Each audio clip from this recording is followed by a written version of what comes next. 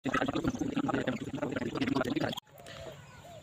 મિત્રો આજ તમને યુટ્યુબનો એક એલ્ગોરિધમ કહી દઉં કે જેના લઈને ઘણા બધા લોકો જે ચિંતિત રહેતા હોય કે ભાઈ મારો વિડીયો વાયરલ થતો નહીં, હું આટલું સારું કામ કરું છતાંય બરાબર સારો વિડીયો બનાવું, સારો કોન્ટેન્ટ બનાવું.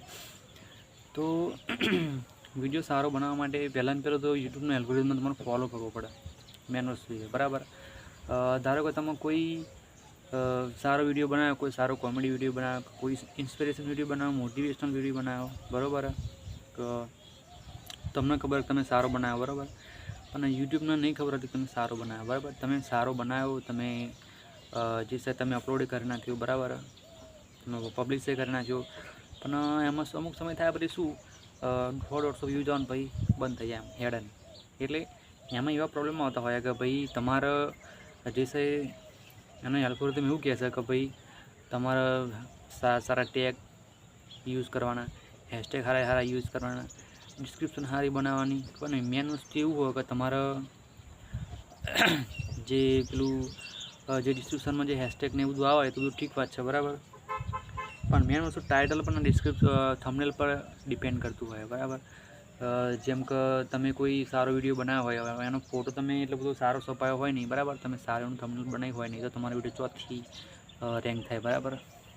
મને ખબર હોય, તમને ખબર બરાબર, પણ ઓડિયન્સને નહીં ખબર ને કે ભાઈ તમે વિડીયો જેવો બનાવ્યો. તો તમે અમુક વસ્તુ ધ્યાન રાખવાની કે તમારું થંબનેલ સારું બનાવવાનું. એમ વિડીયો ગમે તેવો હોય, તમારું થંબનેલ ખાલી સારું હશે ને તો એ ઓડિયન્સ તમારા ચેનલ પર જે વિઝિટ કરશે ને લાઈક કરશે ને જોશે, તમને સપોર્ટ કરશે અને તમારો વિડીયો હેડશે એમ બરાબર. બાકી વિડીયોમાં લોકો શું કરતા હોય કે ભાઈ વિડીયો ભંગાર બનાવે હોય, પણ આનું જે થંબનેલ હોય એ ખતરનાક બનાવ્યો હોય એમ કે જોરદાર તોડી નાખે એવું.